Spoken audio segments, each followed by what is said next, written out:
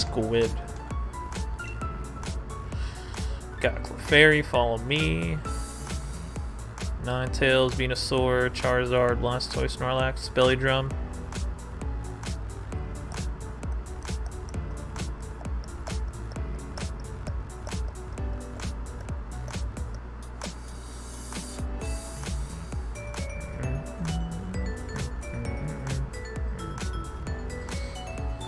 Got that Friend Guard.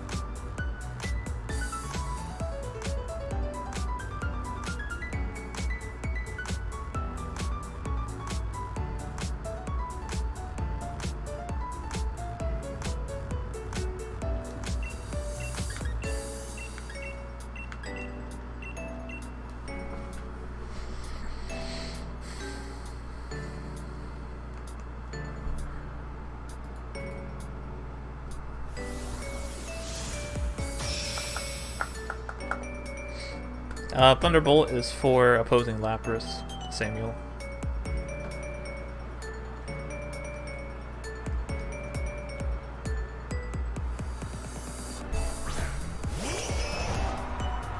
Shell Smash, follow me.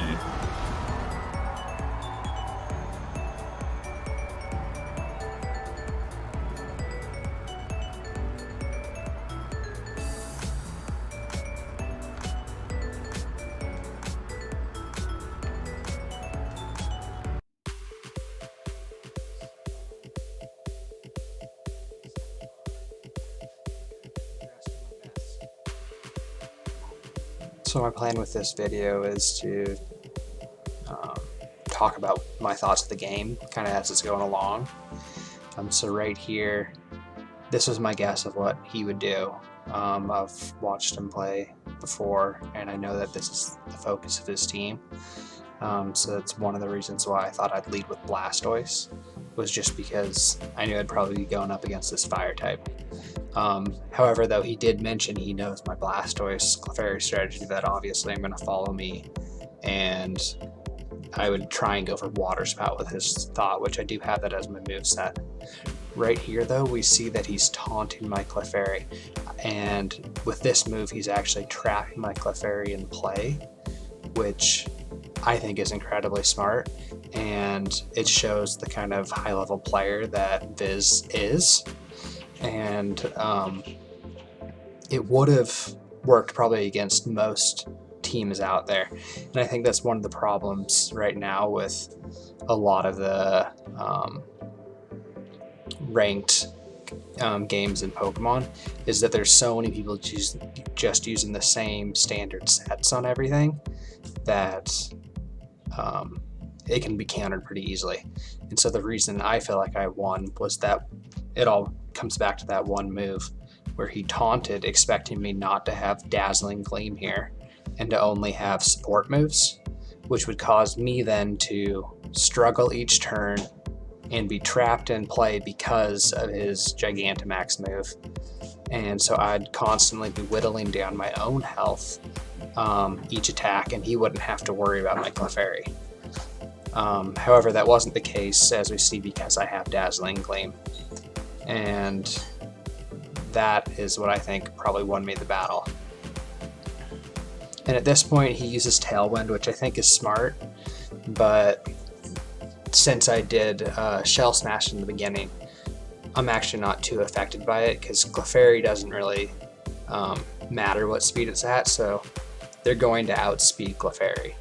But it's the Blastoise that I've already set up for to counter this, which every time you see a Whimsicott, you know that their goal is most likely to have speed control with it.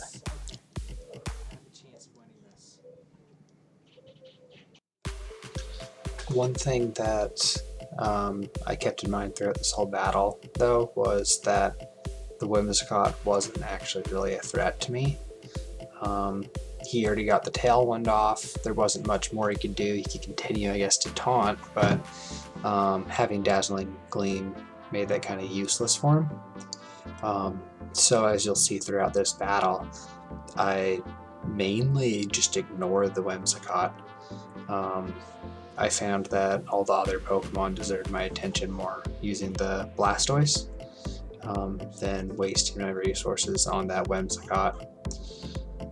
And I think that was another one of the decisions that helped out and helped me to be able to win this battle.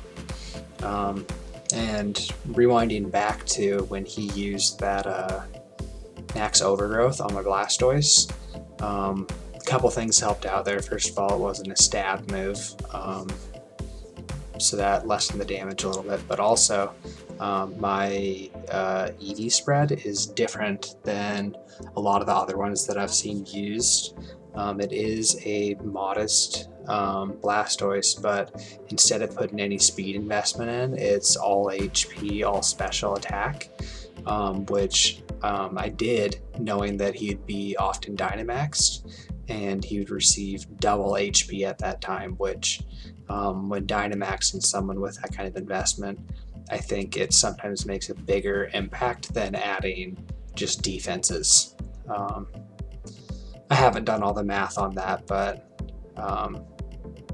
that was at least my thought process in giving him extra HP over speed.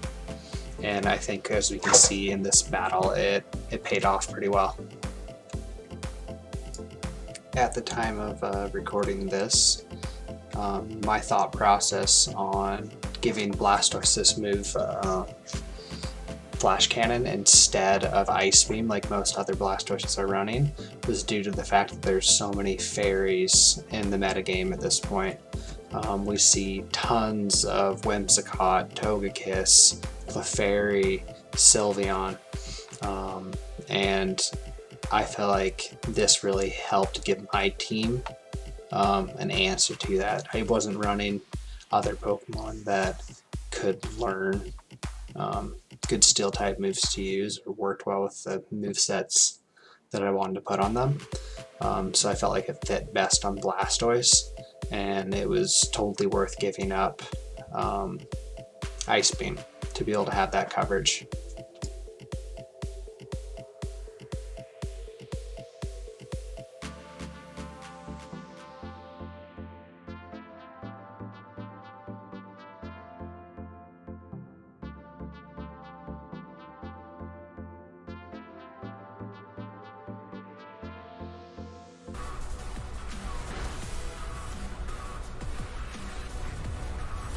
Yeah, I lost, damn. The rest of my team is made up of other Kanto Pokemon. I am using various different strategies that are found on them, including like Belly Drum Snorlax, as well as Life Orb, Solar Powered Charizard. However, I have tried to make some slight adjustments to my Pokemon's moves or to their items in order to get some of that element of surprise that I already have shown on my Clefairy.